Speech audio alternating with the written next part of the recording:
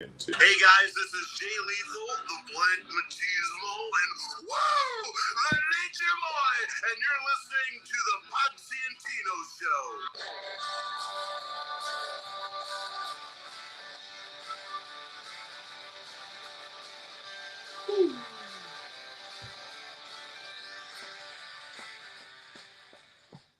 Ladies and gentlemen, boys and girls, children of all ages, the Pots and Pans Network brings you its Tag Team Champions of the We are the world champions.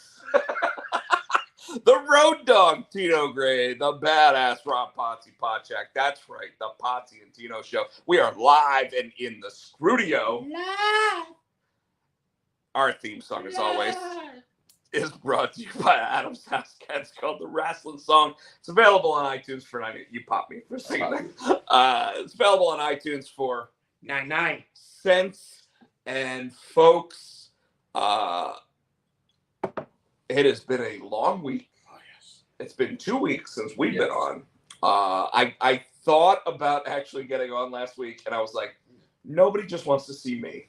So and I don't, well, you know this, but I gotta remind you. So this week, next week, and then the following Thursday, I'll be at the beach. When we leave the 8th to the 15th for my birthday. So you're going to be gone 2 more weeks. No, we'll be here this week, here next week. But The following week, I'll be at the beach. Well, you know, at some point, you got to take Shane and Shorty up on their offer for you and Nicole to come down to Myrtle Beach.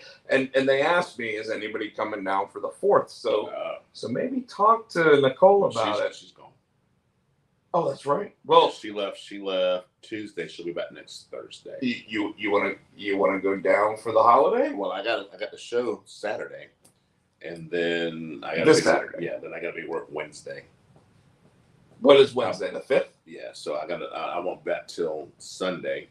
I could probably still work that out to where, like, We'll see. if we went down Sunday to Tuesday, we'll see. We could make that work. We'll see. Lots of fun stuff going on down there. In fact, one of my favorite Italian restaurants. But Tino, we've already got Joe Lowe sitting there saying, "What's up?" and "Hey, Joe Lowe." But we haven't done this in a little while. Couple weeks. So what's up with you? Shit, I was in Disney last week. I was in Disney all week last week. It was hot as balls. Drank a lot of water. Walked the hell of a lot. Had a blast. Rode Tron twice. How was it? What happens in it? Well, I couldn't. So actually, it's like it's a cycle. It's a cycle, but because of my knees, I couldn't do it. But they had where you can sit like in a cart, like behind them, like a. Yeah, I couldn't do my knees because when I got down, because of you blowing out I couldn't bend it as much because what happens is when you lean over, it locks, like a bar locks into your knee, and I couldn't get my knee to bend. I fit in it, I just can't get my knee to bend as far as I needed to. Were you able to do the Avatar ride? I didn't do the Avatar ride this time. I did it last time. Last time we were there, I did Avatar, but that was for my knee shot. Gotcha. Okay. But it was still same kind of ride. Yeah, pretty much. Yeah, kind of. This one was fucking flew. I mean, when you took off, it was like, and you just took off, and it was like zoom, and it's upside down, and we're like, the fuck? Before you knew it was over, you're like, the fuck just happened? But we had. How long was it? Because most of those rides is like 3 minutes. Yeah, about that, about 2.5, 3 minutes. But I'm gonna tell you what I thought the Tron ride was the best. Guardian of the Galaxy. What? That was better. Now was that shit stopped, went backwards, and then was that like Tower of Terror? Guardian of the Galaxy? Yeah. No, it's a coaster. What? Indoor coaster. Oh, so it's like Space Mountain. Yes, but it's lit, and you see all the different scenes, and you see like the characters, and they're playing like they have like all the 80s music, and you're going through. It is fucking phenomenal. I got to ride. Now, which one is that one in? That is in Epcot. Really? Yeah. So it was weird because that was in Epcot. Tron is in Magic Kingdom, Tomorrowland. And so it's like Space Mountain. Kingdom. Yeah. Tron, Guardians of the Galaxy is up the front part of the park where like Soarin' and and stuff up in that area. But when we came in, because now they it's where like they used to have like the race cars. they still have the race cars there, but it's in that area, yeah. Okay. But because we stayed at Pop Century. So Pop Century now they have the Skyline, so you can go to You can get into it. But the Skyline only went to Hollywood Studios, and it went to Magic Kingdom. No, Epcot. Now Magic. It didn't go to Magic and didn't go to Animal, so we still had to take the bus. But we did the Skyline to Epcot, but it dropped you off in the back by France. Yeah. Which was cool because that's where Ratatouille is. Ratatouille was a fucking hell of a ride too. Ratatouille's great. Ratatouille's great. The Frozen one's pretty good too. But it always has way too long of a line. Yeah, it's not worth sitting through the line. Nicole loves it, so we did. Gotcha. So yeah, we had a fucking ball. And my favorite though is always in Animal Kingdom is Everest. I love Everest. I don't know why. It's stupid. I love Everest. And I love Splash Mountain, but obviously it's not there anymore. But you know what my favorite is in Animal Kingdom is the Tron ride, or not the Tron ride, but the Avatar ride. Yes. Not the river road. Not the river road. You like Yeah, but the actual like get on the bike thing where you can feel it like breathing in your legs and everything else. But my next favorite thing in there is, well, because I like to drink, but it's just going to the Kenyan bar that's in there. Yeah. And they actually serve a Kenyan beer that we all like called what's it called? It's I don't remember, but they sell it for like $6 a beer in there, and it's the best beer in Disney. Yeah. And it's actually like low carb too, which is weird. But you know, I love Disney, dude. And you posted all these pictures, and you know what I'm gonna say here, because everyone's already called you out for it. It's not my fault. So, folks, Tino posted all these amazing pictures of his family. Now, first of all, it only seemed like you were with Haley one day. Was that the case? Or did she just not get in the pictures? She wasn't there for 2 days. Okay. Yeah. So the first day I saw pictures and I was like, oh, the whole family's together. And for whatever reason, Tino is like, I'm a big kid. Nicole is like, and then you see Haley, and Haley's like, literally like almost a smile, but not quite. And then he's 13. He's too cool to smile. Because I think my smile looks dumb. I'm like, yeah, but you need to at least look like you're enjoying this trip that I spent all this money on. He did. He had a blast.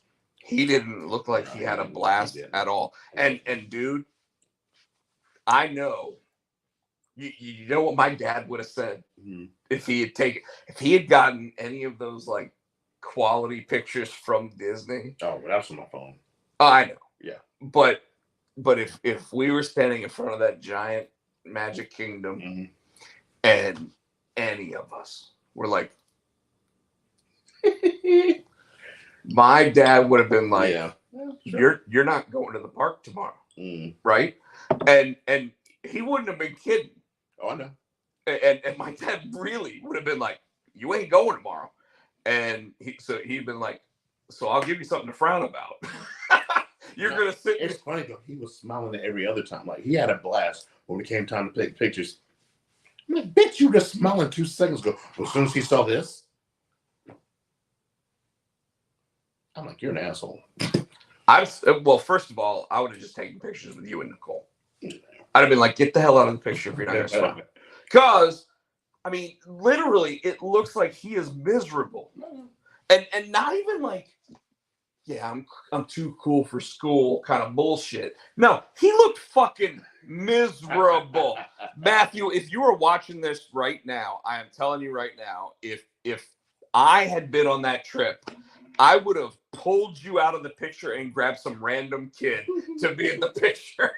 And I would have switched you because you looked miserable. He did. And here's the problem with that. When he's 25 years old, Mhm. and you're trying to embarrass him with exactly a boyfriend, girlfriend, whatever, That's exactly what I'm gonna do. you're gonna be like, this is when we took him for my 50th birthday Yes. to Disney, when they had just launched the brand new Tron ride and the Guardians of the Galaxy. Like I said, he was all smiling on the rides. Like I said, as soon as he saw that camera come out, I was like, yeah, I'm like, little motherfucker. Man, I'd have smacked him. It didn't matter. We had I'd have smacked him in the back of the head. And so, yeah, and so then we left Sunday. Then I feel bad for you, man, because those pictures, like you have this gleam. Dude, Nicole has this gleam on her face, and your kids. I'm a big ass kid. Me too. I'm like fuck them. Like, dude, this is my 50. You see, I had my little birthday years. Dude, we might as well start planning my 50th right now for Disney World. But I'm gonna tell you right now, I was upset. Oh, well, I appreciate it, but like I said, me and Cole give a shit. Like, whatever, dude, you ain't gonna smile, you ain't gonna smile. Then I would have taken him out of the pictures. I'm serious. And you know what? You might still be able to, because you know he's not quite as tall as you guys, so you might be able to just crop him out. But goddamn, dude, and I know you don't like me saying that, but GD, man, like seriously, like how do you go to the? Jolo says, "Damn, I didn't think Tino was 50." Black don't crack. And technically, I'm not 50 till the 15th. Well, and I mean, like even me, I don't look 45 at this point. So I mean, like I don't know if we found the fountain of youth, but doing this YouTube show, I guess we might have. Shit. But no, Joe, and if I let this grow back in, it's all gray. You look like Keith Lee. Yeah, exactly. It's just white. I don't think it's salt and pepper anymore. It's just white. Yeah, you're Keith Lee. And then you can tell my age, but if I shave, they're like, which surprisingly enough, Keith Lee actually he dyed his hair black again. But we went and we took a picture with I think it was Jasmine. It was funny from Aladdin, and the dude was taking a picture, right? And so he did look rough. He was all scraggly beard. He looked rough. And so Nicole's like, yeah, and she was telling him, what are you guys doing? Oh, it's his birthday. He's 50. And dude's like, you're 50? He goes, I look older than you. I'm like, he goes, and I'm only, I think he's like 37. He's like 38. I'm like, bitch, you look 45. That's hilarious. So we had a blast. Came back Sunday, chill. And then Tuesday, it's $5 Tuesday in the movie. Waba hit me. I was like, yeah, I saw that too, because I'd have gone and seen it with you. You saw it? Well, I did. Yeah. But I still would have went and seen it again. At Crossroads. You don't ever want to go to Crossroads. I would have went. So we didn't even get called. We watched that, and then so what you think? Oh my god, it was good. I like all the Tim Burton throwbacks. The Tim Burton Batmobile, the Tim Burton the bat. Sorry. No, you're fine. The bat plane and the music. You notice when he was doing it was Tim Burton music. Yeah. So I like that. I was trying to figure out the whole. I don't want to. He's talking about the Flash. Yeah, I don't want to go into the movie if people hadn't seen it though. So we'll talk about it off air. What something I didn't understand. Well, the movie sounds like it's getting ready to get taken out of theaters already. Really? Oh yeah, dude. It did not do well. And let's be real. The big hurt on the movie is that they talked about the how the special effects and the CGI did not look good, especially in a very specific sequence of scenes towards the end of the film. Okay. And you know what I'm talking about? I think so, yeah. And so this is what I said about it. So I was sitting, talking to Terrence and CJ about the movie, and I was like, The Rock in The Mummy Returns CGI looked better than some of the Flash CGI. Yeah. And when I said that, CJ went like this. He's like, "Oh damn!" Yeah. And then he was like, I'm not even gonna be mad at that. That's accurate. That's accurate. Which leads me to Another comment you posted on Facebook, because I just watched the final 2 episodes today of Lois and Clark, or Superman and Lois, where you're like, that season finale, they must have blown their whole budget. I was like, no way. And then you watched it. I watched it, and I was like, well, that whatever they did to Bizarro at the end, like, what the fuck was that? They made him Doomsday. Is that what? Oh, okay, I didn't get it. I got it now. Doomsday. Okay. They made him Doomsday. And by the way, folks, sorry for spoiling that. Download the CW app. It's free right now to watch the entire 3rd season. That show is fucking phenomenal. I'm glad it's coming back. Incredible. Kind of hurt. It kind of made me mad that they canceled Gotham Knights, because I kind of like that show. I didn't watch it. I watched it. Which is probably why it got canceled. You know, people like me who were watching the one was not watching the other. I love Superman and Lois. Oh, dude, that's, and I'm glad that it's coming back. And you know, like let's be real. I like the new Jonathan better than the old Jonathan. He fits the family better, but I don't like him more because I was used to the other kid. Yeah.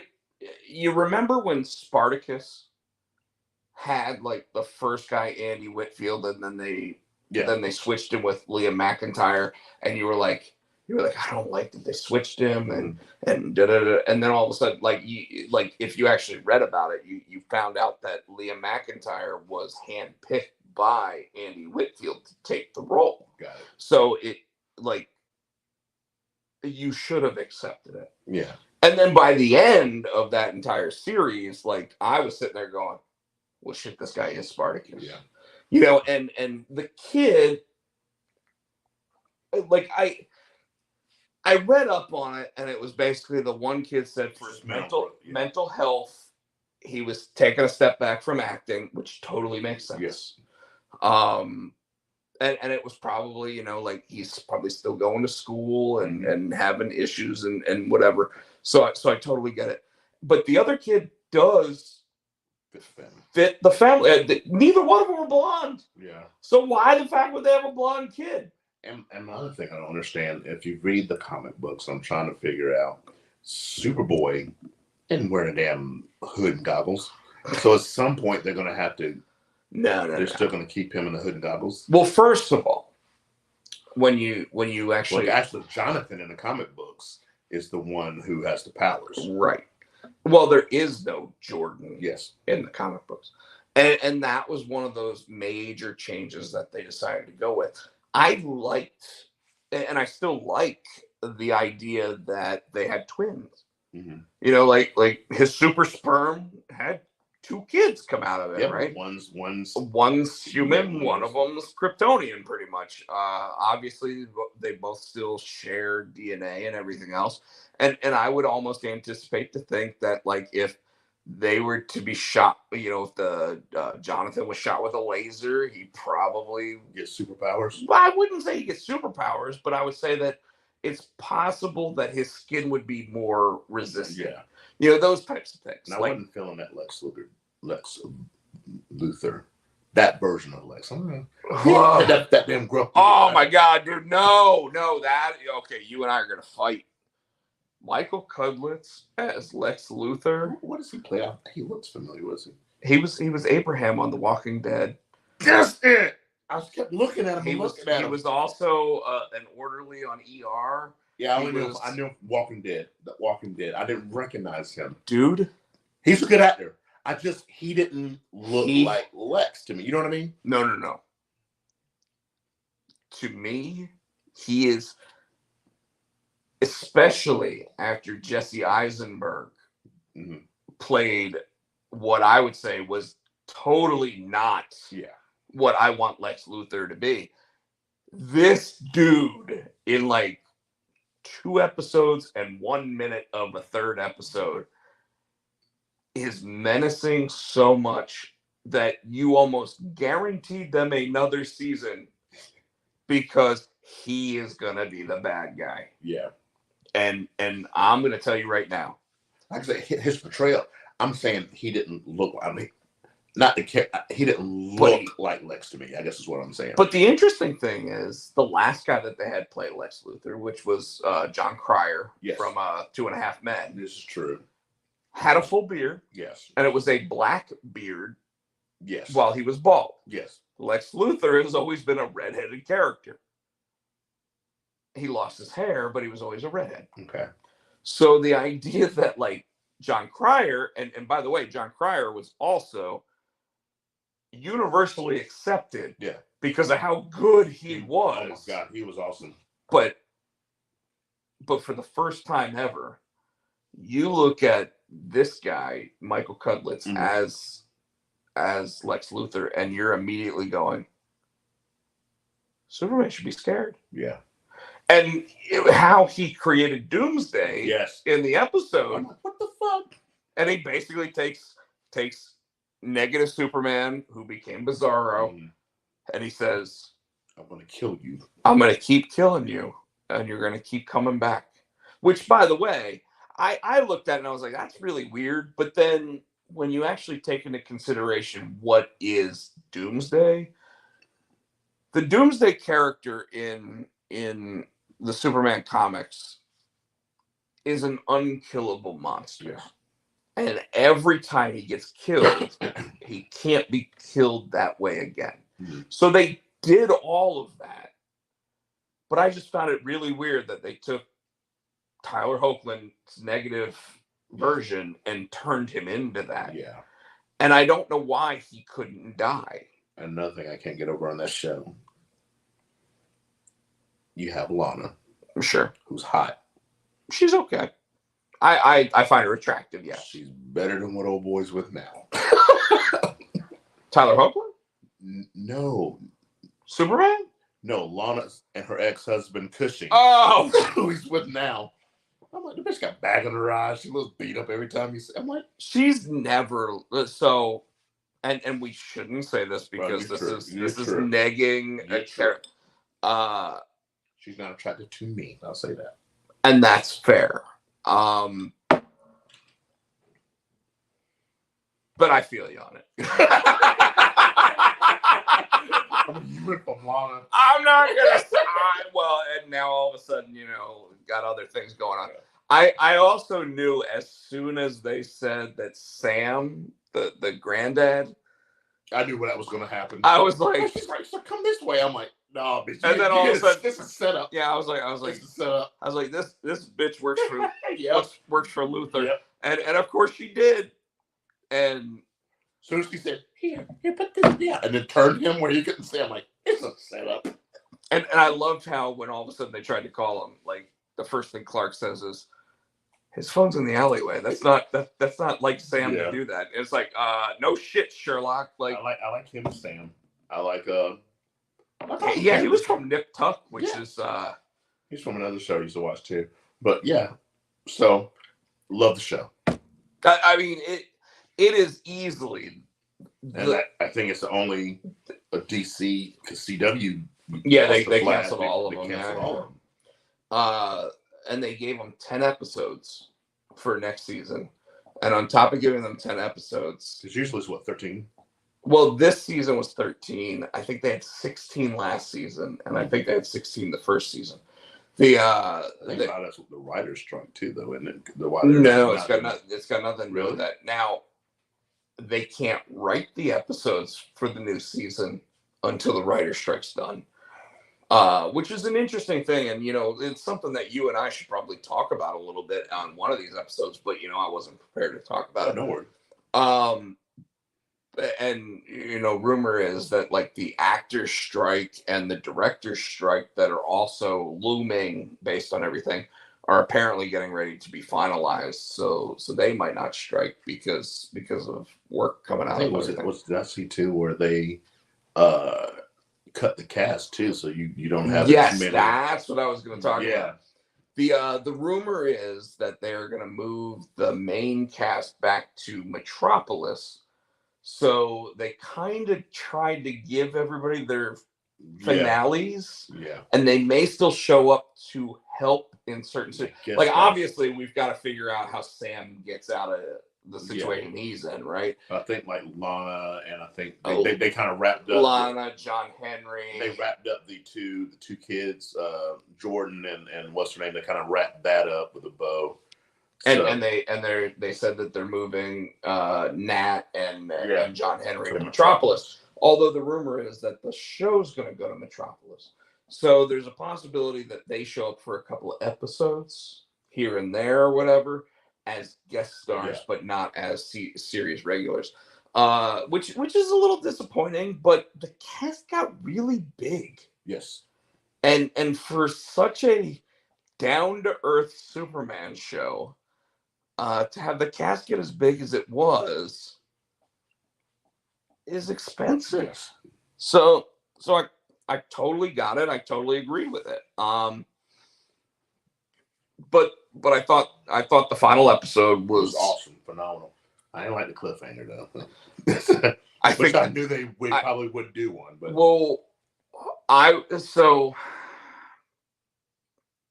was saying yesterday that I would have made that the second to last episode and actually at least gotten through the doomsday situation in the finale. Not doing that probably got them the next season. Yeah. And that was a big gamble on their part, and it seems like it worked. So that's where I feel on that, and it's an iffy situation, and it's tough to sit there and say I go this way or this way. But they went the idea of let's cliffhanging the doomsday on the moon, and I guess it worked. All right. And whatever, and like I said, I didn't watch Gotham Knights, so I know that they were going Court of Owls with everything. They because I think they knew that it's going to be just one season, so they wrapped everything up. So it wasn't any really. The only thing that they left, they had just turned Dent into Two-Face.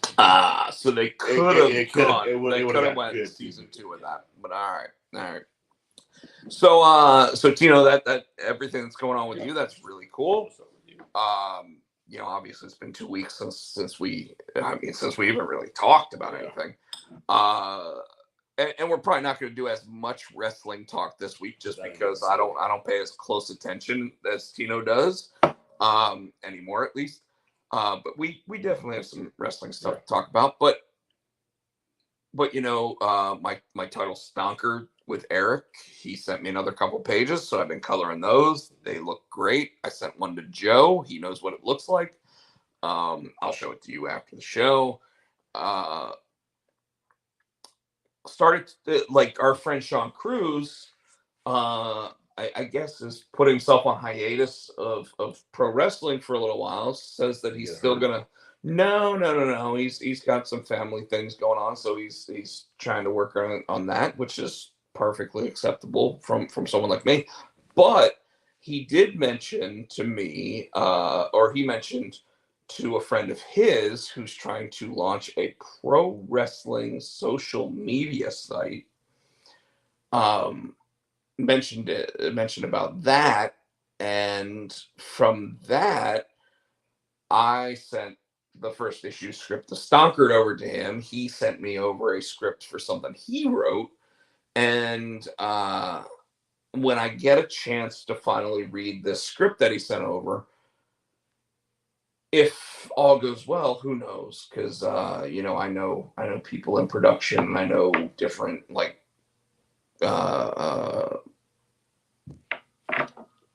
camera people and directors and everything else.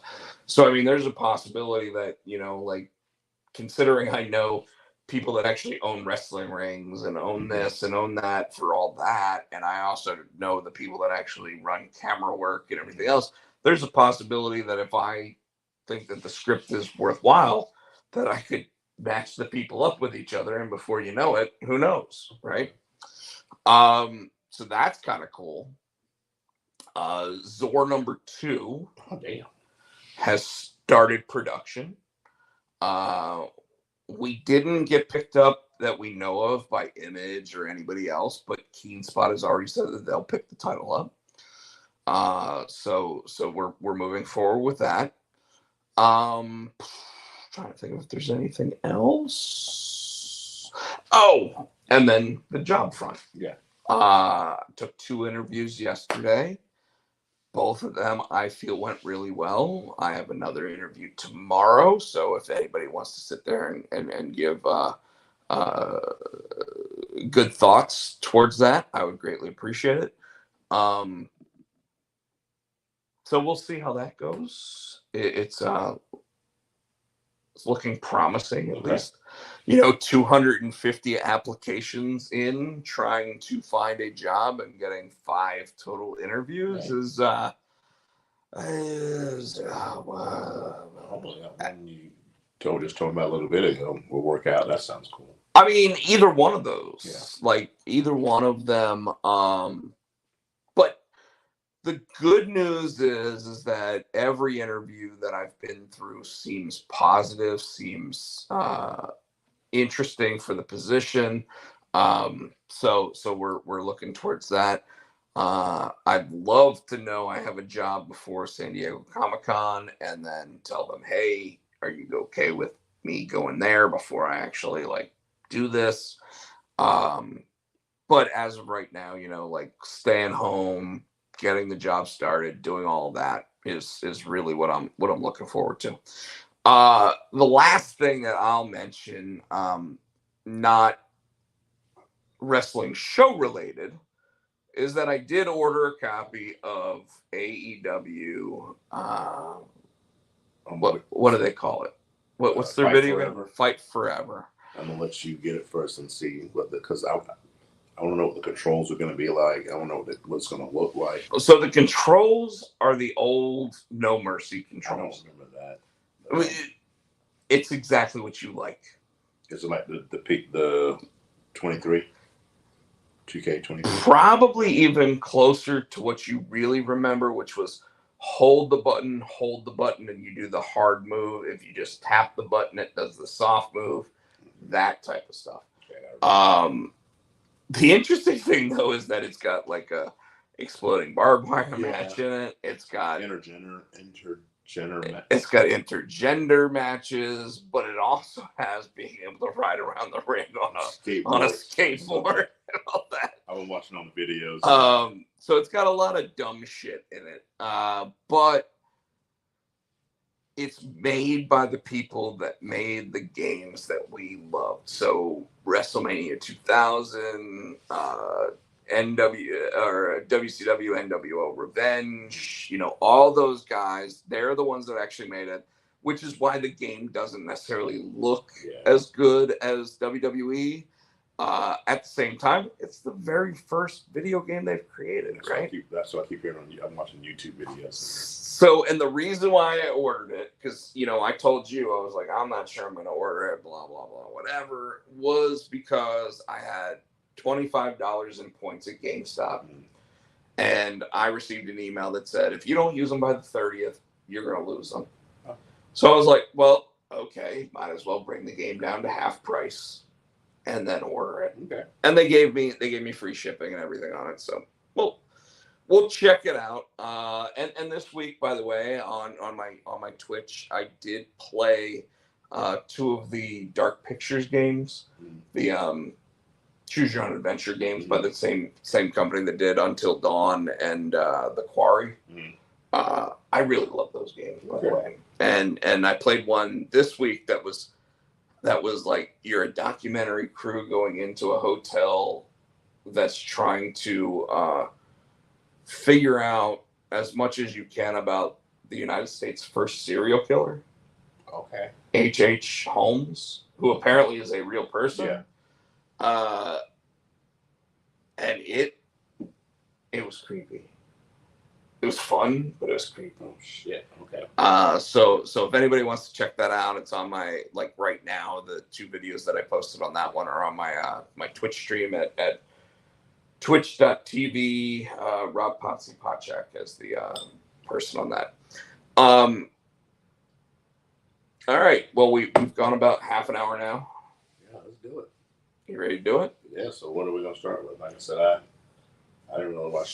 Chris Barrett told me I got both jobs, and he called me Rob McMahon. So that's he also said H.H. Holmes was the first killer in Chi-Town.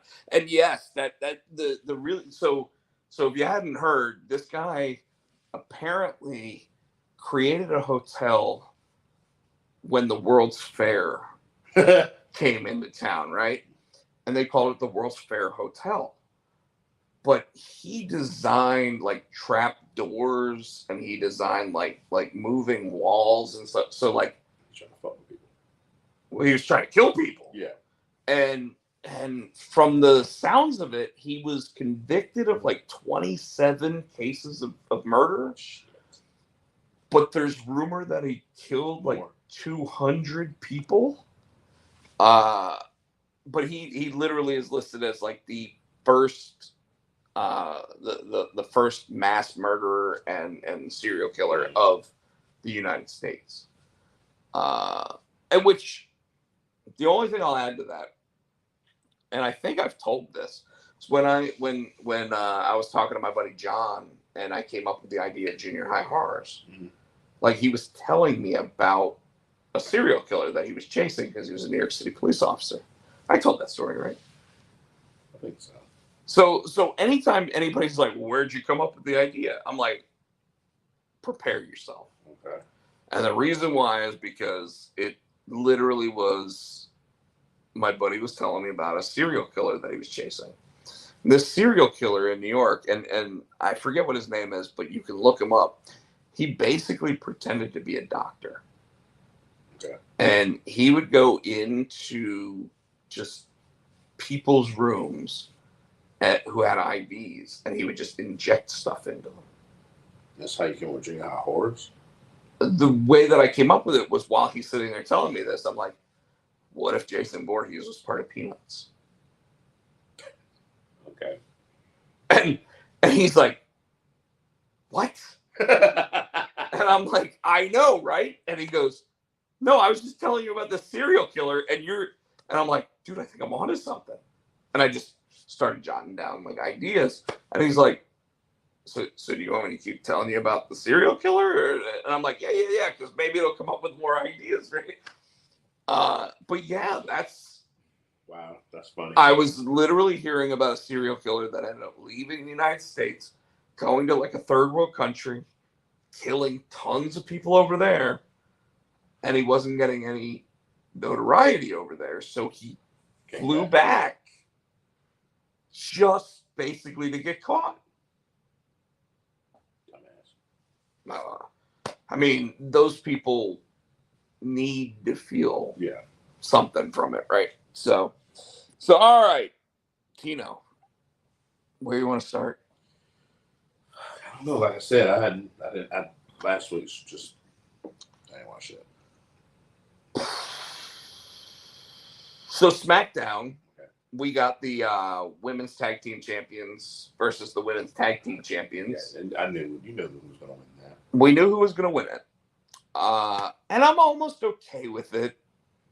I feel bad for Alba Fire and Isla Dawn. But Shayna Baszler sitting there a couple weeks ago and being like, these might as well be called the Shayna Baszler Invitational Championships. I'm okay with her winning them. But now I did see that Liv Morgan's back. So, and they're saying they never lost those titles. So, are they going to continue to push that Liv and Rock and well, it instantly gives credibility to the Liv and Raquel team because Liv has 2 wins over Ronda. Yeah. So even though everybody seems to lose to Shayna or Ronda right now, Liv is undefeated against her. So it kind of makes sense that you do that. And yes, they are going to have that match. I think it might be set up for Money in the Bank. I think so, yeah. I think it might be. If it's not, it might. I think it's Money in the Bank. But I would think you're going to have some sort of weird finish on it because that sounds more like a SummerSlam match. Okay. We got more involvement for the Civil War. And I'd love everybody who's out there's opinion on the Civil War. I love the idea of it, but after it's over, what do you do since everybody's still on SmackDown? I think Roman goes away for a while. It's a good possibility. I mean, he's been 3 years. But here's the problem with that. He hasn't even defended the WWE Championship since WrestleMania. That's what I'm saying. Once he loses it, he goes away for a while. I don't know if he's going to lose it anytime soon. Well, let's talk, like I said, if Orton comes back. Because I was watching something on YouTube, and it made a good point. Because the last time we saw Orton on TV, he was getting jumped by the bloodline. And I think we're going to end up talking more about that when it comes to Raw. But continue. Okay. And Orton comes by. I think they're saying that at the end of the match, Saturday, Orton comes back, and they might set up for a SummerSlam match with him and Roman. So I don't think so, and this is why I say that. Matt Riddle's been getting the shit kicked out of him by 2 members of Imperium. Mm-hmm. So I kind of think there's a possibility, and I don't like this either, that Gunther loses his first match because of a returning Randy Orton, which then causes a RK Bro versus Imperium match at SummerSlam. So you think because that Riddle ends up being the Intercontinental Champion. Okay. And I'm okay if Riddle loses the match and Randy comes down to prevent the massive beatdown after the match. I'm okay with that. I don't know if I like the idea of a random Money in the Bank Intercontinental title match that now granted it's out of the country, which means it's a little bit more special. Mm-hmm. You know, because and it's funny because the Saudi Arabian specials really hadn't been special. No. Except obviously they gave Seth Rollins the title at the last one. But you know, they had the greatest Royal Rumble where Braun Strowman ended up becoming the guy that won the 50-person Royal Rumble, but no one ever mentions that anymore, kind of thing. You know what I mean? And I don't really think any titles have changed hands during those matches. So, but I do feel like anytime they go somewhere special, it gives a heightened element to the show now. Okay. You know, like what's his face, Gypsy King showing up, Tyson Fury showing up when the Drew McIntyre match. Now, there's also a possibility Drew McIntyre shows up at this, and I could see him showing up during the Roman match because I could see Roman versus Drew at SummerSlam. Okay. Because that's not even, nobody's talked about that at all, and yet that would be a match that I would sit there and go, that's a headlining match at SummerSlam, right? But I like the idea of RK Bro versus Imperium, considering one of the members of Imperium is already out with injury. This would allow Gunther and Ludwig to go up against RK Bro if Randy's ready to go. Okay. So I like that too. The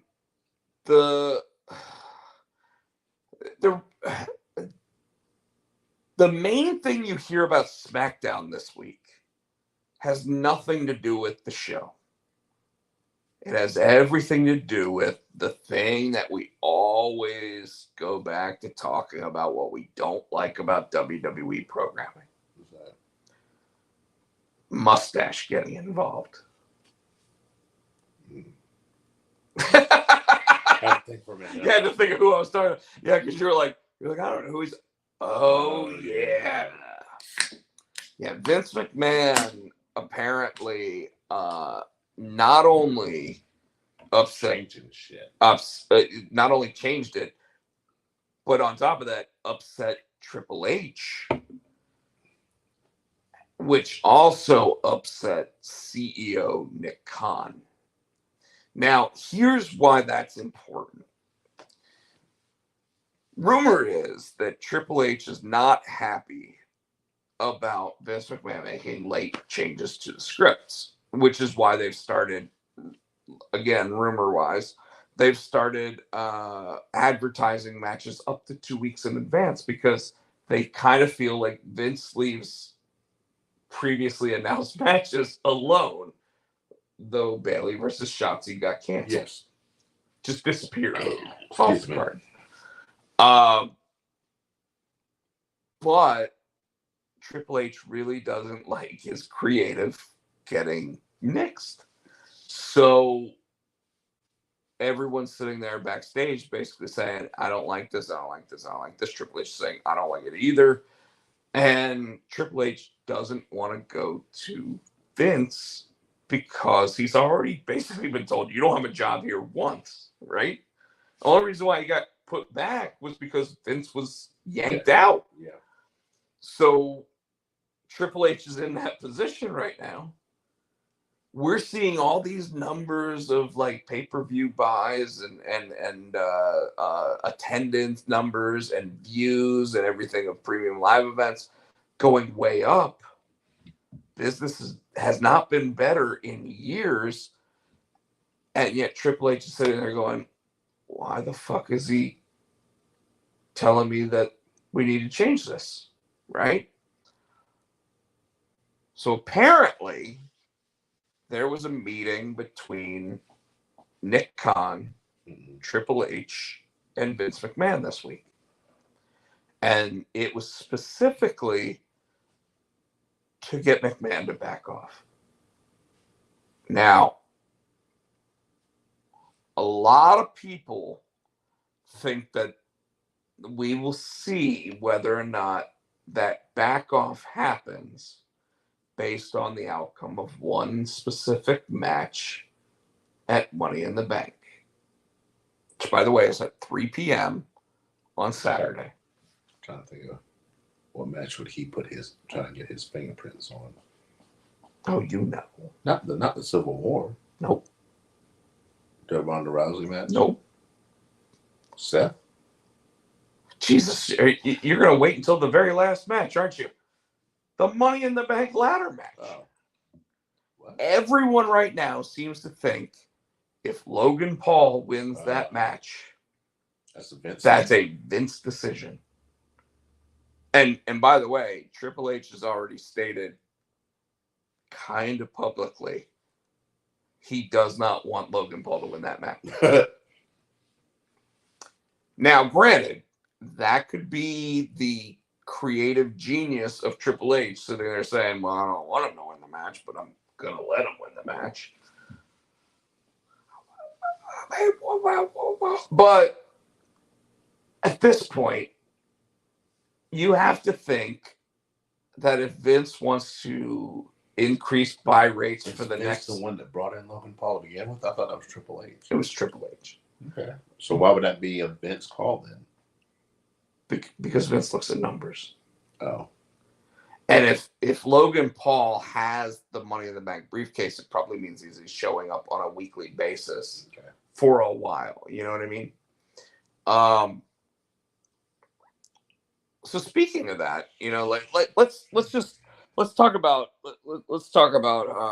WWE programming. Obviously, we have Logan Paul in that match now. We've got LA Knight in that match. We've got Damian Priest in that match. Who else is Ricochet, Shinsuke Nakamura, and there's I think that's it. No, there's two other people because there's 7 in it. How many did I just? Logan, Ricochet, Shinsuke, LA Knight, and I definitely said at least 5. So there's 2 more people. One that's not in it is Bronson Reed, who, as of Monday, I kind of feel is going to make his presence felt during that match. Yeah, probably. But Tino, you weren't here last week, so I want to bring up a specific superstar. Okay. That returned last week, who also came back again this week. Yes. And I want your opinion because The Miz got mad that Seth Rollins couldn't do his open challenge last week for the World Heavyweight Championship. The Miz wanted to do his own open challenge. Okay, there it is. Sorry. It's Ricochet, Shinsuke, LA Knight, Santos Escobar, Butch, Damian Priest, and Logan Paul. Yeah, the two from SmackDown. Yeah. That's what we missed. Sorry. Anyway. No, you're fine. You're fine. But when the Miz made this call out, some different music hit. My favorite music hit.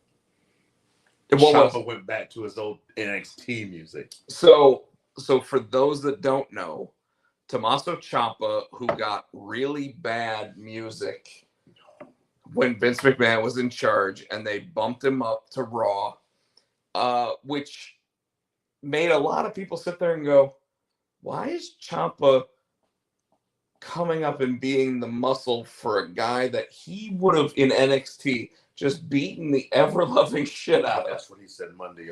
And on Monday night this week, when they talked to him, he sat there and said, why am I wearing lime green? Being a muscle for Miz. I'm like, exactly, bitch. But he did also say, and when I was out for 9 months, 275 days, how many times did the Miz call me? 0. And of course, the Miz was like, shit, I'll put you out for another 275 days. And he jumped him as Ciampa was, and I didn't like how Ciampa was coming out. Ciampa looked like, oh, babyface, yay! He looked like the video game babyface when you've just changed from being heel to babyface, and you're like, he's got heel music, he's got heel this, but for whatever reason, he's like, which, by the way, I've heard is a problem with Fight Forever, is like John Moxley going, hey, Tony Khan, I'm so happy being part of your organization. You know, it's like, well, he didn't blow his nose and blow out his forehead, you know, like. Because obviously the wind was blowing last night, too. Oh, my God. Yes, that's exactly what I thought, too. I did. No, actually, no, because he got hit, but so he got that. He did. He was taking shots, so I'll give him that.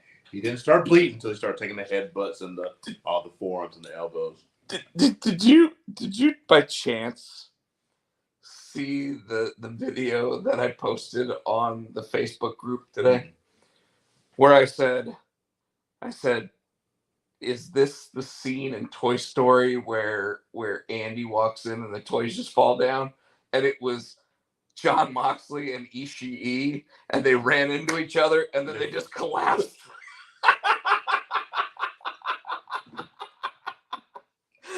And I was like, that literally looks like the scene from Toy Story where the toys just go, oh shit, he's here, and they fell down. Yeah. And like, what the fuck? My other what the fuck moment was, and there's still AEW. Yeah, we can go back to Monday Night Raw if you want to. I'm trying to figure out. Because there was something I do. We'll go back to that. Well, all right. So the other thing I want to talk about with Monday Night Raw, you had Gunther and you had Ludwig talking, and all of a sudden Sammy and Kevin show up. I can dig it. And Kevin Owens looks right at him. He's like, and he's like, no. And Kevin Owens is like, what?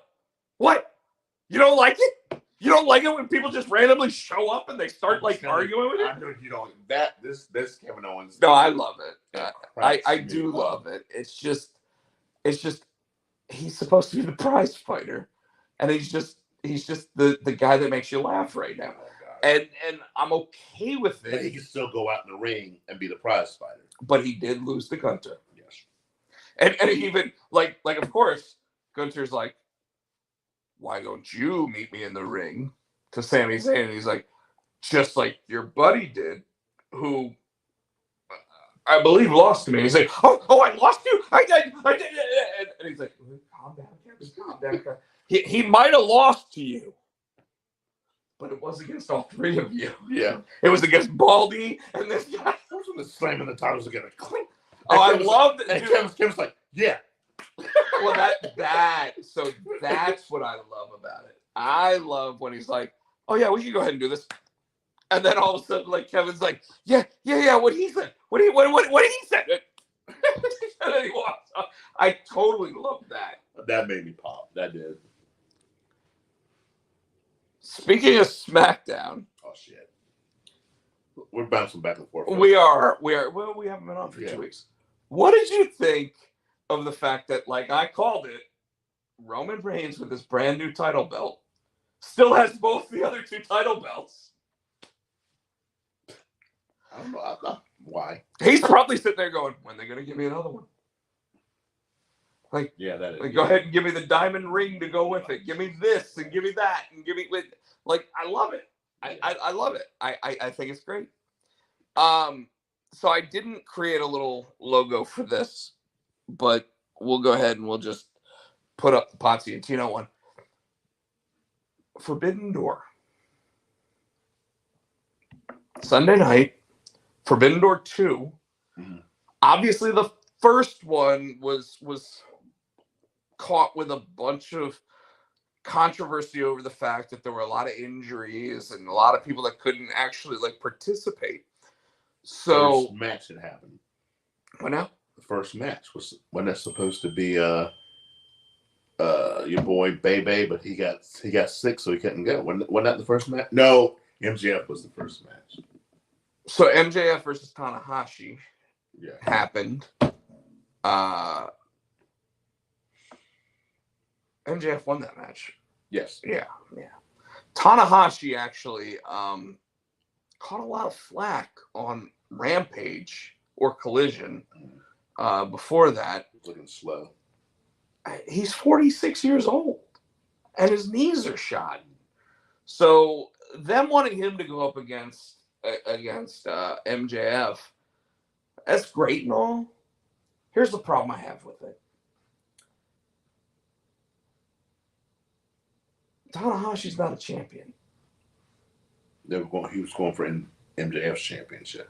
Right. But then all of a sudden you look at who was the New Japan champion, which is the IWGP champion. Mm-hmm. Who did he go against? Was that the one who went down? Jungle Boy. Oh. And Jungle Boy lost. Yeah, he did. And lost his mind. And we'll talk about him in a minute. Specifically because I think it's important that we tie that in to Dynamite. We had the Elite with Eddie Kingston and Tomohiro Ishii. The Iron Pit Bulls, that was what they call them. Yeah, it's not Murder Grandpa. Versus the Blackpool Combat Club and Takeshita.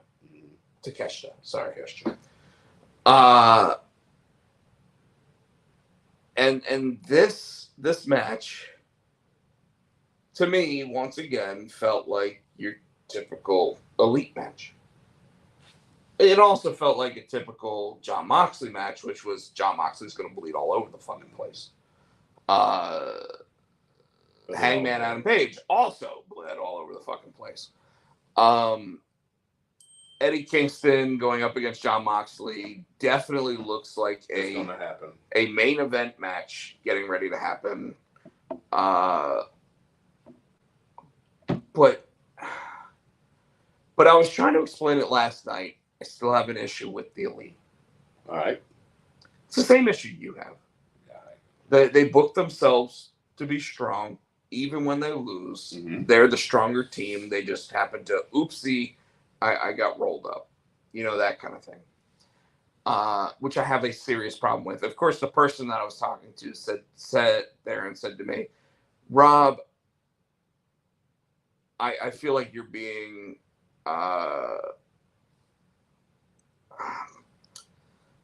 I don't remember the word he used, but he was basically saying, well, what about Cena? What about Roman? What about Hogan? these guys all do the same thing. And I was like, you're absolutely right. And for the most part, I don't like any of those guys. Like, I like Roman. I love Roman right now. But I love Roman because after 8 years of not wanting to like Roman, he finally became the guy that we that we wanted him to be. And now, like, you can't not like him. You can hate him and still love him. Yeah. And that was my argument. And I was like, there's no reason why the Elite should take 8 finishers from their opponents, deliver one, and be able to pin that team. There's no reason. You look at FTR. FTR will probably do business with them, but as soon as they do business with them, they're losing those titles. Yeah. Which may be why they align themselves with CM Punk right now while signing their new contracts, so that they don't have to face them, so that they don't have to lose those titles for a while, and whatever the case might be. But that's my argument. When it comes to the CM Punk Hangman thing, which apparently is a big black eye on AEW right now, people are the person I was talking to last night was basically saying that CM Punk is he's basically saying the same thing that other people are saying about him. Okay. And I understand it, but I also said the industry used to be a lot safer. Before you saw like Darren Drozdov get his neck broken by D'Lo Brown, you didn't really see any of those moves happen to where someone broke their neck. Yep. Now, every week, every match, you've got someone diving out of the ring, especially in AEW. Like, no doubt about it, right? So CM Punk sitting there saying that he doesn't think that his dance partner is safe. Talking about Hangman Page or Kenny Omega or whomever he's talking about, specifically talking about Hangman Page because he was in the ring with him. I understand it. Mm-hmm. CM Punk likens himself to the New Age Bret Hart. I mean, he's even copying some of his matches recently, right? So in that essence, the one thing Bret Hart always said was, love me or hate me, I never hurt anybody in the ring. Yeah. He's only a few. He's one of a handful that say that. I think him, Taker. I mean, guys like, well, Taker, no, because remember, Taker ended up at WrestleMania 25 diving out of the ring and almost busting the guy that used to play Deuce. Remember? Oh yeah. Yeah. So and actually, Deuce almost dumped the Undertaker. Okay, so they both. You can't say that. Okay. So they both almost got injured from that. But again, like when you think about it, the safety of your dance partner is always important. And Hangman, if he's going into business for himself and they're not on the same page going into the match, no matter what you say you're willing to do, you have to think in the back corner of your mind that this guy's going to fuck me. And so I'm okay with CM Punk feeling that way. However, I will also say I'm totally fine if Hangman Page says the same back about CM Punk in that situation. Because if CM Punk doesn't think that he's going to get taken care of, ain't no way he's taking care of the other guy. Like, he's the unfortunate thing about that dude is he's not the bigger man. He proved that with the first episode of Collision, sitting there coming out and saying, "Tell me when I'm telling lies. I'm the only genuine Bill or genuine Phil in a room full of counterfeit bucks." Like, he went out of his way to make a statement that absolutely Tony Khan, you know for a fact, sat there and said, "Don't say anything about the Bucks." Yeah. And he's like, "Oh, I won't say anything about the young Bucks." And then he went out there and he did it anyway. And of course, the Young Bucks, to their credit, which I don't like giving them credit on anything. No, they did. They did. They went on Twitter. Oh shit. And they updated their profile. And because that's what they do. They updated the profile and it said if this was 2018, we'd already have counterfeit Bucks shirts. Wow. And you know what? They should still fucking make those shirts. Like they should make that shirt. I might make that shirt. I'll put it on my TeePublic site. I'll probably get sued or it'll get taken down. But fuck it. All right. I'll put that shirt up. Couple other things from Forbidden Door. You ended up having let's talk about like the two major matches. Okay. Kenny Omega versus Will Ospreay. And Omega bled too. So Omega, well, they both bled. Yeah. They both look like stuffed pigs. Or bled pigs, if you will. Chris Barrett saying Taker never hurt anyone. Flair never hurt. Flair. Austin never hurt. Well, and I agree with all that. I'd say Macho Man probably never hurt anyone. Diamond Dallas Page probably never hurt anyone. I mean, there's tons of names out there. Hell, Shawn Michaels probably never hurt anyone. Shawn Michaels probably made everything look like it hurt and probably made it the softest landing of all time. Mick Foley, I don't think ever hurt anyone, and that was including exploding barbed wire death matches with Terry Funk. He only hurt himself. So, he got on the plane smelling like he was burnt. Anyway, Kenny Omega versus Will Ospreay. Now, I didn't see the pay-per-view. I'm gonna try to find a version of it so that I can watch some of it, whatever. This was apparently the best match on the card. I wouldn't doubt it. They went above and beyond, and it was the only championship to change hands on the card. As well, it should have been. It was an IWGP championship currently being held by an AEW superstar. So telling Kenny he was giving the belt to Ospreay, I get it. Yes. At the same time, I think this also gave Tony Khan the ability to sit there and say, Okada versus Bryan Danielson in the main event, AEW goes over. Okay. And best match of the night, New Japan goes over. Main event of the night, AEW goes over. And I wonder if there was any talk during the match, because you probably saw the X-ray at this point. God. And Chris Bree was pissed. He was like 10 minutes after. Another 10 minutes after he broke his arm. He probably didn't even feel it. He's a tough bitch. Probably adrenaline was going, but probably didn't feel but it. Still, dude. And it wasn't sticking out. Motherfuckers. He broke his fucking arm and kept going. Triple H tore his fucking quad and kept going. What are these motherfuckers on?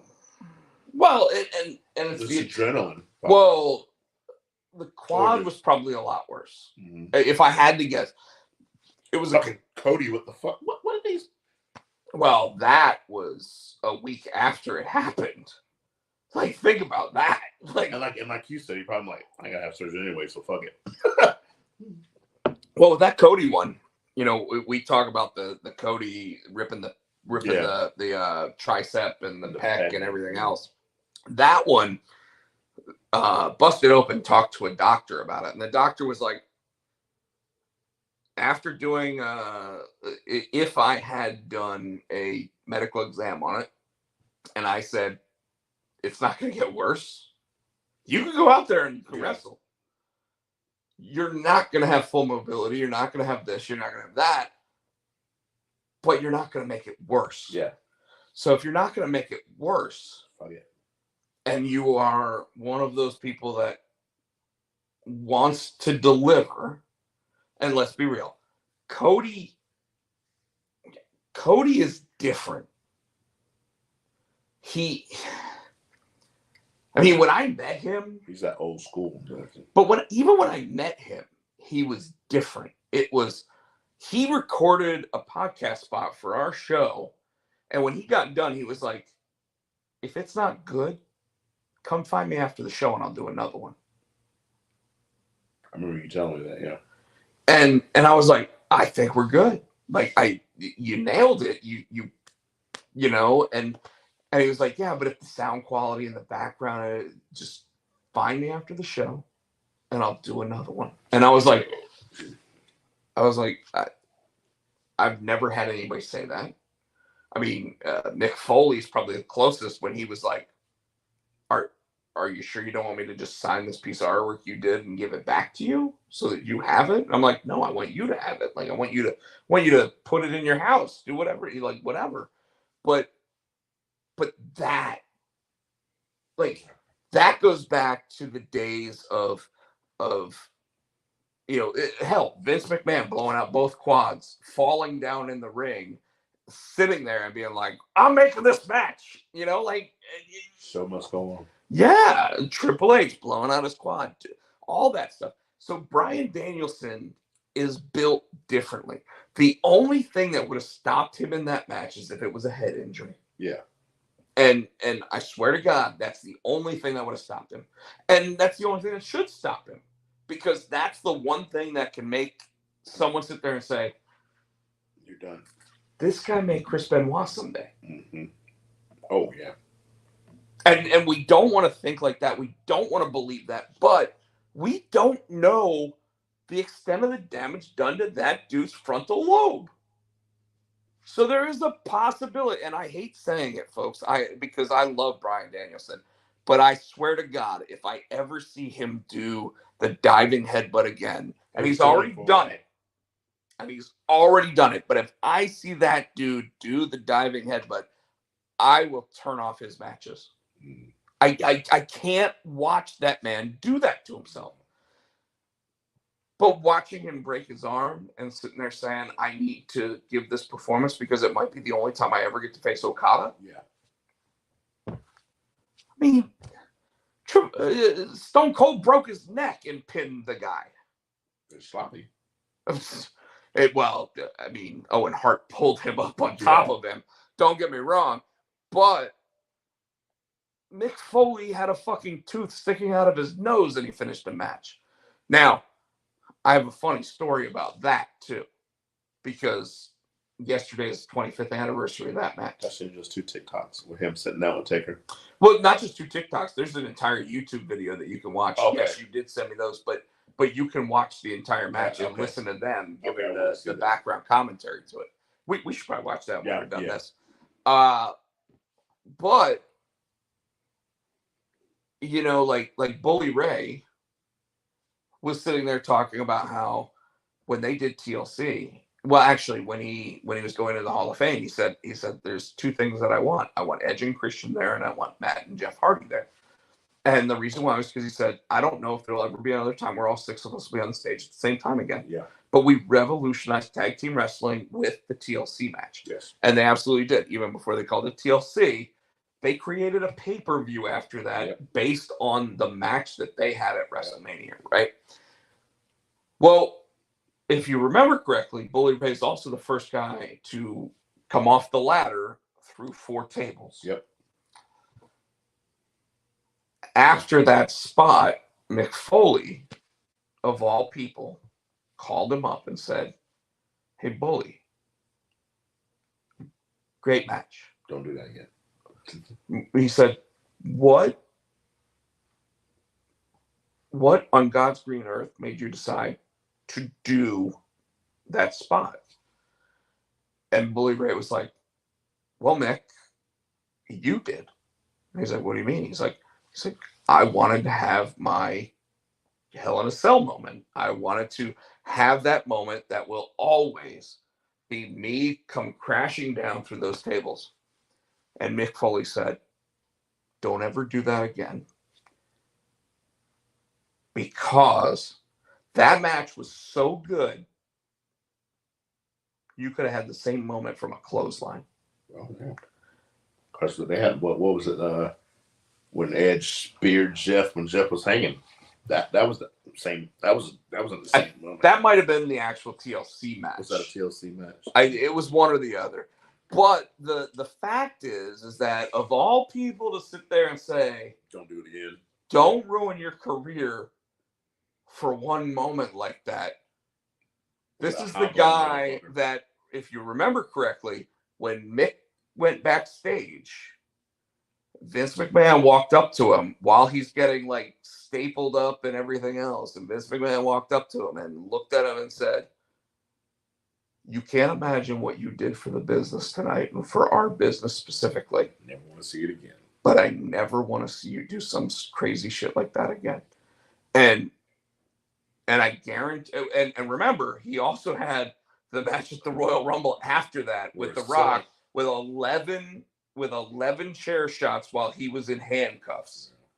Vince didn't really get. I think he got upset about the Hell in a Cell. He got upset with that match, and he got upset and had to walk away with the Kurt Angle shame when he kept trying to throw him through there, and Vince was like, when they came back, it said Vince was nowhere to be seen. He's like, Well, and that one, I mean, like, that's the son. I think that's what that was. It wasn't even that. It was Kurt Angle trying to say, "You're gonna put me through this," but they didn't use sugar glass. They used real fucking glass. That's how dumb they were back then. Like, they knew they were gonna do the spot, but yet they sat there and just and Kurt Angle broke his tailbone. You know, like, but yeah. I'm sorry we got off topic. I'm sorry, folks, but I mean, like, that's the business, right? But Danielson breaking, and that was and he thought it was fractured. Yeah, it was a fucking break. Right. And by the way, I hate when they say it's a ligament sprain or something like that, and you see the fucking bone sticking out. Yeah, like that fucker is broken. And that looked like Matthew's X-ray when he broke his both. But he broke both. Yeah. Which meant, and see, there's the difference. The reason why he was able to continue the match. Now, granted, anybody that sits there and says that the match wasn't as good as Kenny Omega versus Ospreay, well, 10 fucking minutes, the dude probably could only move 2 fingers and a thumb. You know, like, what are you thinking, right? The dude still submitted him. I didn't understand that at all. He fucking submitted him with his finisher, you know, like. So, but anybody that sits there and thinks that, I mean, it reminds me of the moments of like Brock Lesnar against Kurt Angle at WrestleMania when Kurt Angle was told, "You can't do this match." And I remember you and I are sitting in the same fucking room watching that match. When that fucking moonsault almost broke his neck. Well, but remember, Kurt Angle already had a broken neck, and he went into that match. And we're sitting there going, Kurt Angle should not be wrestling. And we're sitting there like every time he's doing like a flip and he's diving out of the ring, we're sitting there like, and then all of a sudden you see Brock Lesnar almost break his fucking neck. And we're like, oh my God, now he's broken too. Yeah. And we're sitting next to each other, sitting there looking at that going, holy shit. Like, what do you... It's wrestling. Yeah. It's wrestling.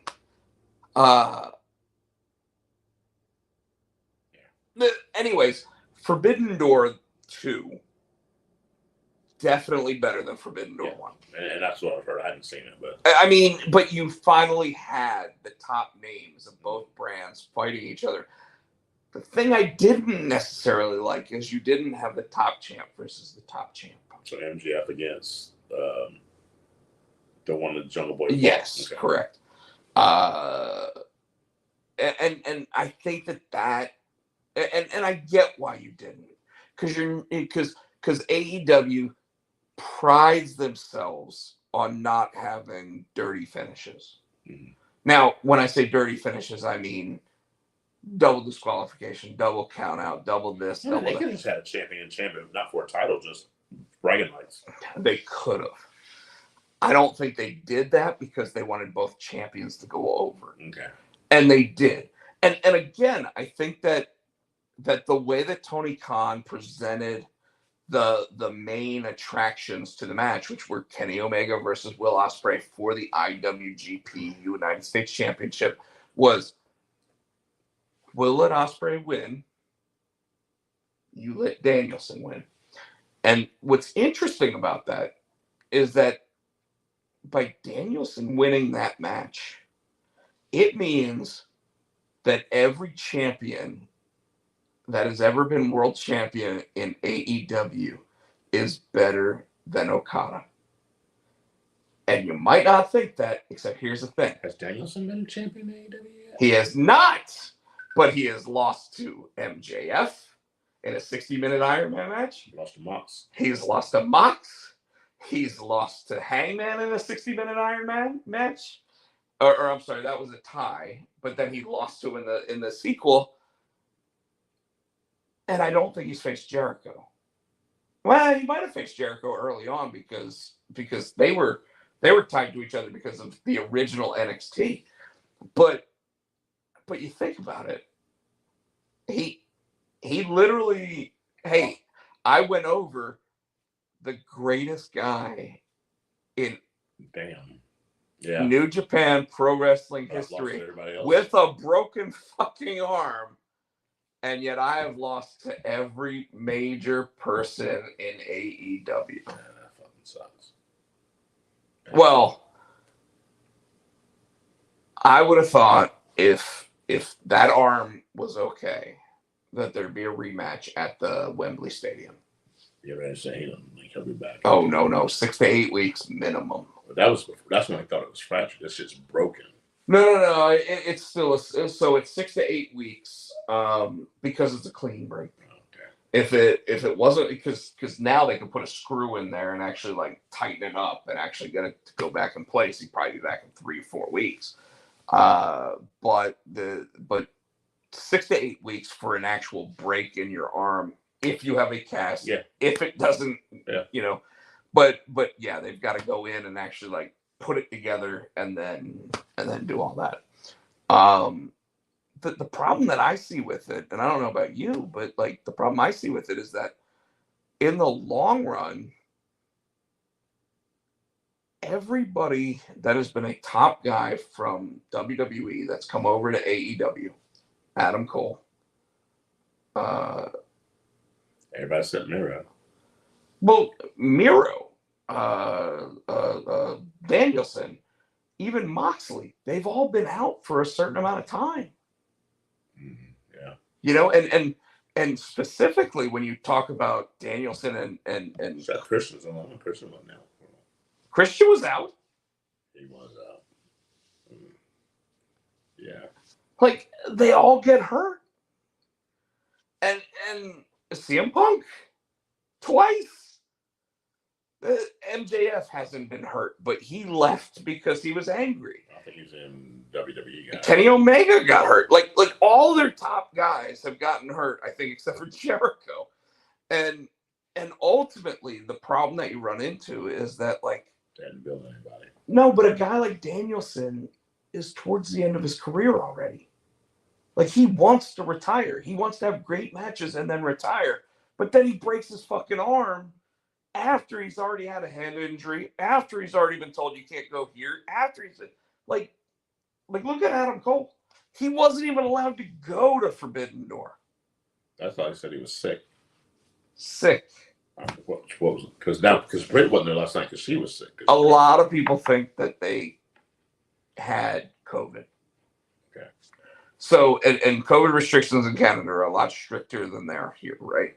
So it's very possible that he had that he tested positive for COVID, even though you obviously saw him last night on Dynamite. But either way, like you look at it, you're like that guy signed with them, and he's been out 3/4 of the time he's been signed. Kyle O'Reilly. Still out. Yeah. Like, and his is a neck fusion. So his is like Edge injury. Yeah. Like Cena injury, Stone Cold injury. Like it makes sense as to why he's out for this long. But holy shit, dude. Yeah. You know, like it boggles my mind. So all right, you want to pull up the card for Yeah, I did want to say the one thing that from AEW. Yeah, no, by all means. But I do wanna pull up the card so we can actually do I already got it, but okay. Sting Yes. jumping off that ladder, and the bitch landed on his knees. What the fuck? First of all, Wait, landed on his mouth. First of all, why are we jumping off a ladder at 65? A. B. That shit was way, those tables were way too far away. And the bitch landed, he landed on his knee. Because he landed on his knees. That's why. The fuck is he thinking? What the fuck are they thinking letting him do that? He's going to kill himself. He is not Darby Allin. He's been hanging around Darby too fucking long. So, you remember when you and I would sit here and watch Monday Night Raw at my place in Raleigh like 10 years ago, and it was Edge had just won his first world championship, and his first match as world champion was a world title ladder match against Ric Flair. Yes. And what did I say to you about Ric Flair? He needs to quit too. But what did I say? Wasn't that he needed to quit? Said that motherfucker's going to die in the ring. So you think Sting's going to die in the ring? I think right now, the best way to describe Sting in a professional wrestling capacity is he is the new Terry Funk. Oh, no. He is. He can wrestle any style you need him to. But for him to be important, he needs to be the old guy that is putting his life on the line every time he jumps off the top rope. Tell me I'm wrong. You're not wrong. I don't like being right there, by the way.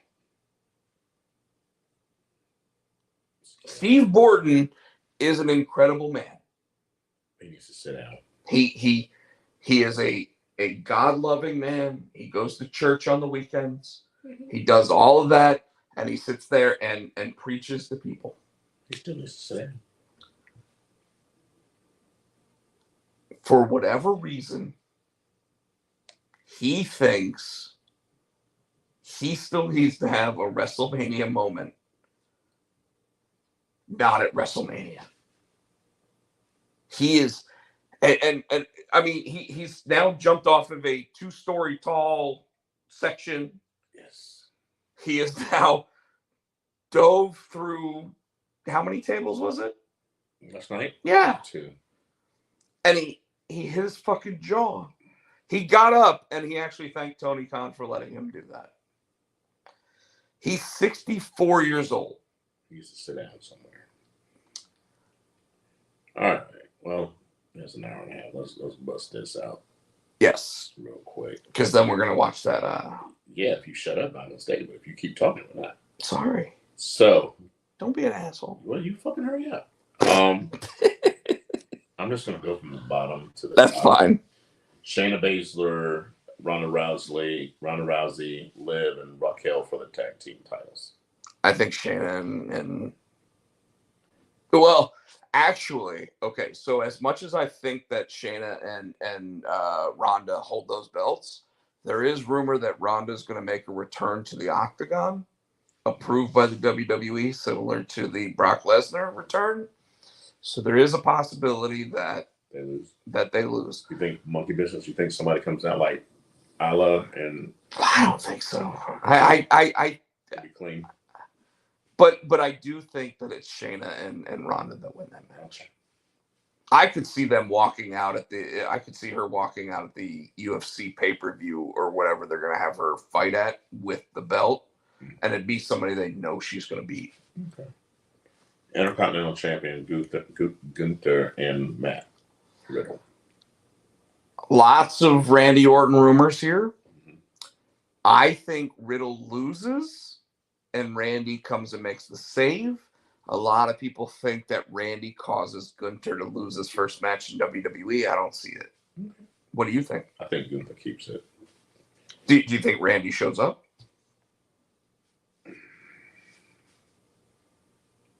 I think if he does, it's just make the save, like you said. Okay. Cody and Dominic. I think too, Cody has already lost 2 matches, and Dominic keeps getting. He keeps fucking the cheap shots on him. I think Cody's finally going to get his hands on him. Now I'm wondering. I keep thinking, who would he bring down to neutralize Rhea? I don't think it's going to be fucking Brandy. No. Can't be. Maybe the dog. I'm thinking maybe if they could get the dog to actually bite her in the arm, but not really bite her in the arm. I'm thinking maybe Natalia. I don't think so. Fucking Natalia. But I would have said Raquel, but she's got the tag team thing. But I see Brock showing up, and so this is how I see this match happening. Okay. So we get tired of the same type of, this guy showed up and gave, interference or whatever, right? What if, as Cody's coming down and he gets ready to go, whoa, like that, Brock Lesnar comes out, hits him with the forearm, beats the shit out of him, throws him into all the barricades, and then just tosses him into the ring. So Dominic gets a 1, 2, 3 like instantly, which immediately sets up Cody versus Brock at SummerSlam. Hell in a Cell. Cody keeps losing. That's the point, though. Cody needs to keep losing because Cody went an entire year without losing a single match. Yeah, but losing to Dom. If he loses to Dom because before the match even started, he gets the shit kicked out of him and he's just laid out by Brock Lesnar, I'm okay with it. And that's where I see that happening. Okay. If Brock shows up anywhere in the match, the only other thing I can see is Brock sitting there and tossing Dominic out of the ring, causing a disqualification so Dominic wins that way. But I don't see that happening. No, Cody's going to win that match. I don't think so. I think Dominic wins because Brock Lesnar interrupts before it even starts. Seth and Finn. I think Finn's got him. Because Seth doesn't need a title. And I want to say that Finn's going to win this because I want to say that for my Money in the Bank. Yeah. And it's funny because, first of all, I think it's the first match of the night. Money in the Bank? No. Oh, this one? Yes. Okay. It's not going to be the Demon. Finn has looked better than he has, except for his time in NXT. It's the best he's looked on the main roster. The only way he wins this is if Damian Priest wins. And I can almost see if you say that Carmelo is going to turn on Seth, I can see him coming down to help and fucking hitting Seth by mistake. Accidentally? Ooh, I didn't even think about that. But I do like the idea of Carmelo costing Seth. And so here's the problem I have with it. And if you look at all the title reigns and everything else under Triple H so far, the SmackDown Women's Championship and the Raw Women's Championship are the only two that have changed hands. And the tag team champion, women's tag team championship, and the men's tag team championship once, right? That's it. All the women's belts, and only the tag team championship. Everything else has stayed exactly where it is. It's very difficult for me to think that to build the World Heavyweight Championship that they just put on Seth last month, that the way they think they can build is by moving it to someone else immediately. And I hate that feeling because I want to believe, especially because I want Finn to win that belt, because I feel like him sitting there saying, I need to be the Finn Balor of 7 years ago. I want to be the Finn Balor. And Seth Rollins laughing at him. Yeah. Meant Finn Balor should win that Yes. belt. So I am with you on that. I just can't see them doing it based on current booking strategy. I'm still gonna throw it out there. Like, you're probably right, but I'm still gonna. No. But I'm gonna say Finn. But I will say, if Damian Priest wins the men's Money in the Bank, I love the idea of Finn Balor winning the World Heavyweight Championship. All right. Money in the Bank women's. You got Zelina, Becky, Zoe, Bailey, Io, Trish. I'm saying Io's guy. Io is the big money favorite. If you didn't go with Io, who would you go with? I would go with Becky, so her and stuff would be there. But I don't think that's going to happen. Io, I mean, Zoe's too soon. Trish, I don't think it's going to be around long. Zelina, if I didn't go with Io, I'd say Zelina. Well, does the women's champion or winner of that actually go after one of the belts that night? I don't think so. I don't think they'd cash in that night. I'm also worried that the men's cash in isn't going to be for a World Heavyweight Championship. So all right. So I didn't give an answer. So go ahead and give me the names again. Zelina, Becky, Zoe, Bailey, Io, and Trish. I do agree. I think Io. I think Trish is the dark horse. And I see like Zoe actually giving the briefcase to Trish. I've done that before, yeah. No, I think I need somebody fresh. Like I said, I think it's too soon for. Well, it's the first time that Trish has ever been in it. Yeah. So, and let's be real, it will enhance the briefcase, and Trish doesn't have to show up every week. Okay. All right. So you say Trish. I still say Io. I agree with you on that, but I think that if I had to go in the secondary, I would say Trish. Okay. Men's Money in the Bank. We got Ricochet, Shinsuke, LA. They are right. Ricochet, Shinsuke, LA. Logan. No. Santos, Butch, Damian, or Logan.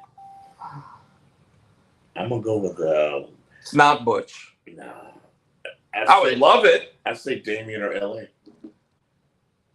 I mean, there's 3 people that can win that match, and you and I both don't want one of them. Don't want Logan. So let's be real. Logan doesn't have to. He's gonna get whatever match he wants at SummerSlam anyway. I think if Damian, as long as he stays healthy. I think if Damian doesn't win Money in the Bank, then I'll change to Seth. So again, like I said, yeah. I do. So I love the idea of LA Knight. Oh God, yeah. And I mean, obviously, you and I send each other TikToks from him all the time, and he literally sounds like the fucking Rock. And he's just like, well, let me tell you something. The reason why I'm going to do this is because I am better than everyone else. And it's like, and you're like, he has the mannerisms. He has the same rhythm. It, like, he is as close as you get without being him. So who do you pick?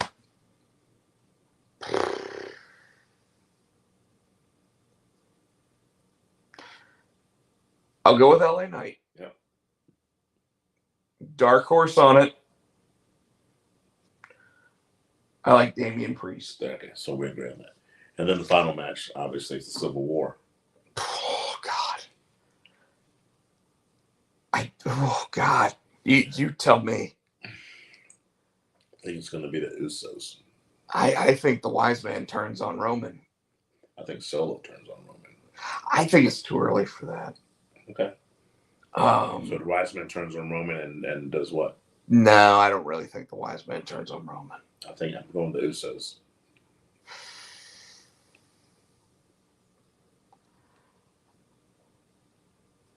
You think the Usos and then Roman disappears for a while, or because he's got to defend the championship at? Oh yeah, I thought you SummerSlam. meant. I mean he'll disappear for a while once he loses that title. So after this match, no, he'll still be around. Oh, I think he'll disappear for a little while after SummerSlam.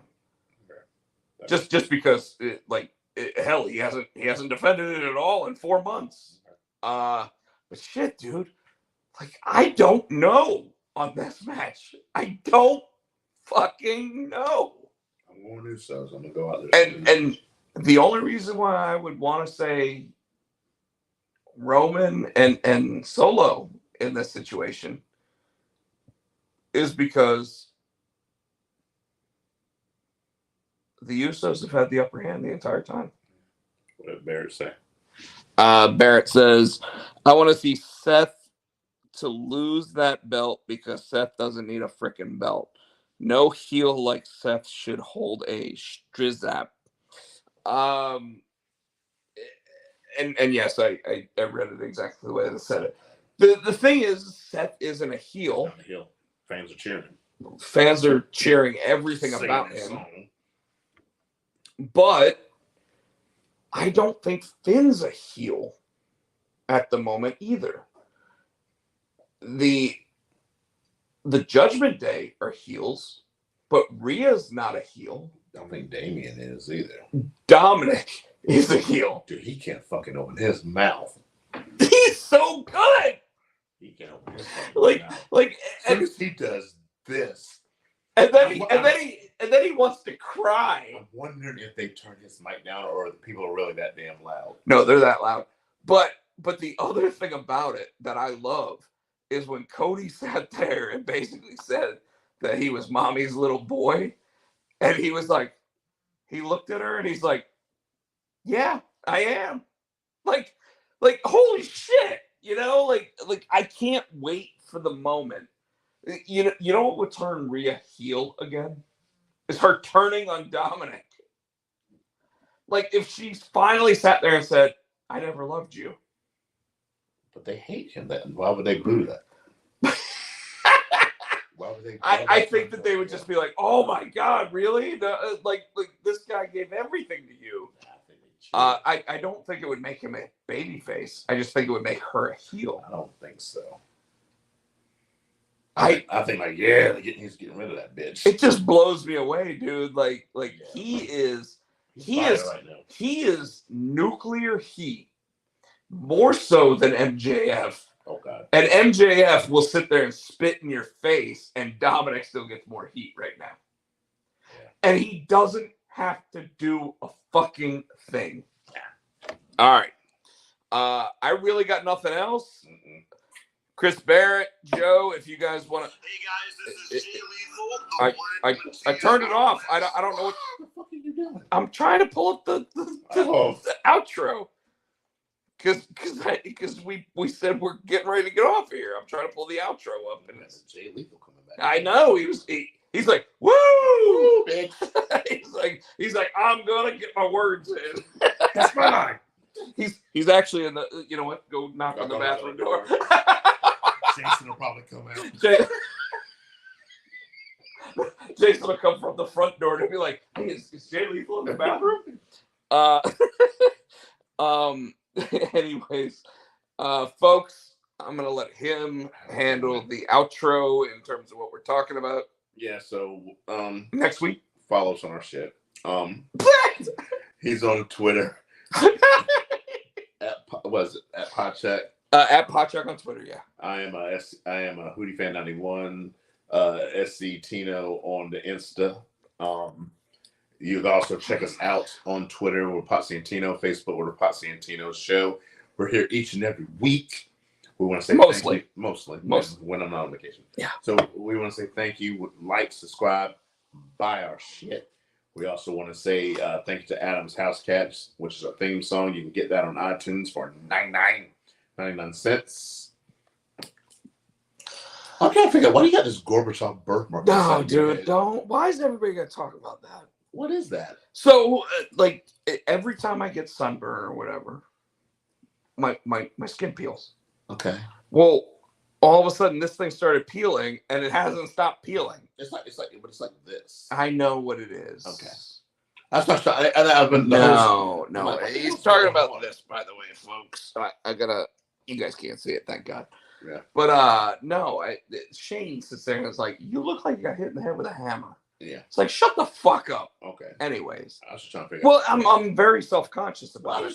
That's why I asked. I wasn't making fun. I was just asking you what it was. No. I didn't know, like, maybe you had a birthmark. I never noticed it. No. So the last time I got sunburn, and like every time it peels, I sit there and I go like this or whatever. I can't help it because it starts itching. Wow. So you sit there and you wash your hair, you do all that stuff, and all of a sudden it's like, oh, I get this little, and then you go like this. Gotcha. Okay. And before you know it, you got like the same mark on your, like, so I mean, I've been using like Head and Shoulders on it and whatever, trying to get it to go away. And your handles. Anyways, the rest of Rob Pochak, Rob Potsy Pochak on Instagram. Would love some follows if you guys want to go ahead and hit that little like button, whatever. TikTok is Rob Potsy Pochak. Twitch, if you want to watch the video. Twitch is Rob Potsy Pochak. Please go ahead and check it out. I played 2 of the Dark Pictures games this week, and while I didn't talk a lot during them, it was pretty fun to actually see how many people died during my playthroughs. Oh damn! Okay. And of course, the YouTube page right here, youtube.com/Rob Pochak. We will be back next week. We're gonna have to figure out what we're doing for the pay-per-view on Saturday. But from there, folks, I believe Adam's House Cat is calling, and they're telling us that to be the man, you've got to beat the man. Ostriches on your screen. Yeah, there are ostriches. That is kind of weird that there's ostriches on the screen, but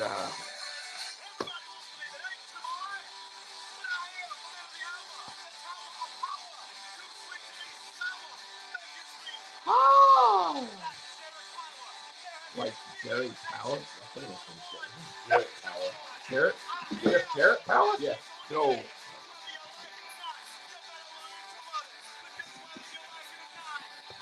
We're going to go.